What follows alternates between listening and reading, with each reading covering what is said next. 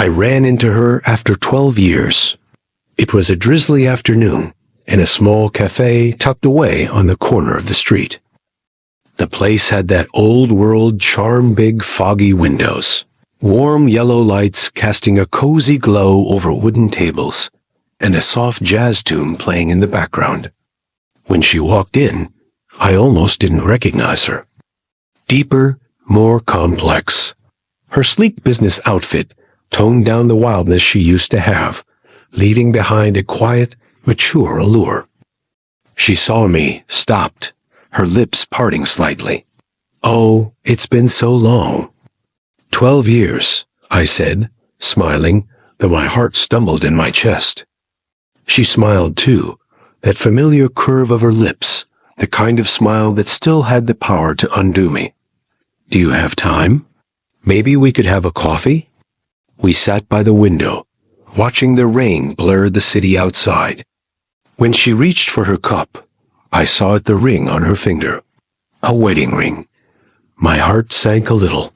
She was married now. I kept my smile, tried to act like it didn't matter. It's been 12 years after all. We caught up on life.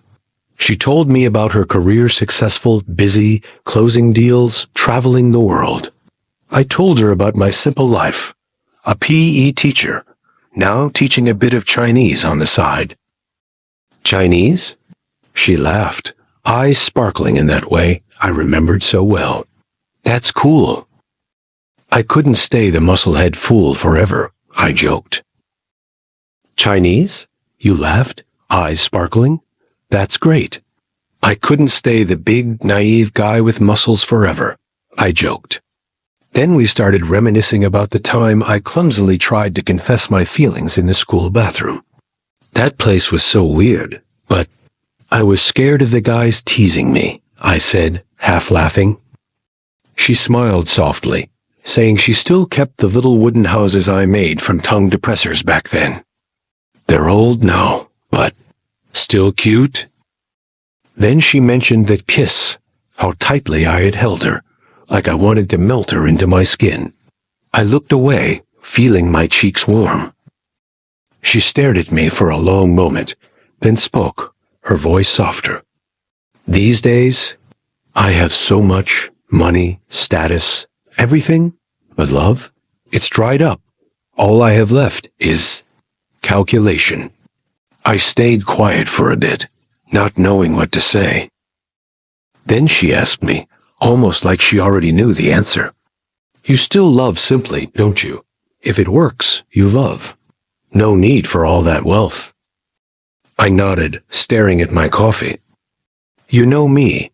I like a plain life. Do my best, love with everything I've got, and try to be as responsible as I can. That's it." That night, I walked her back to her hotel, a grand, luxurious place that felt cold. Standing in front of her door, I looked at her, wanting to say something more, but all I managed was a small smile. "Wish you happiness. Hope we see each other again when you're back home." She nodded, but then she started crying. I panicked. "What's wrong?" She bit her lip, her voice cracking. "He's not the man I wanted. I got with him for the money. I thought it would make me happy. But 30 years of sleeping next to someone you don't love, it's too long, you know? Too long. No amount of money can fill that emptiness. It just can't." She kept repeating it, too long, like it was the only thing she could say. And then she kissed me. At first, I froze, but her lips searched for mine, her tongue burning and desperate, and it was like she was stirring up the ashes of something I thought was long dead.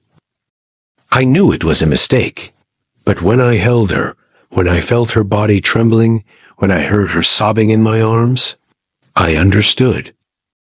This was the last thing I could do for her. We clung to each other like that, lost, desperate, and hollow. The next morning, I woke up alone. On the table, there was a small note in her handwriting. "I hope you are happy, And in the trash can of the hotel room, your wedding ring.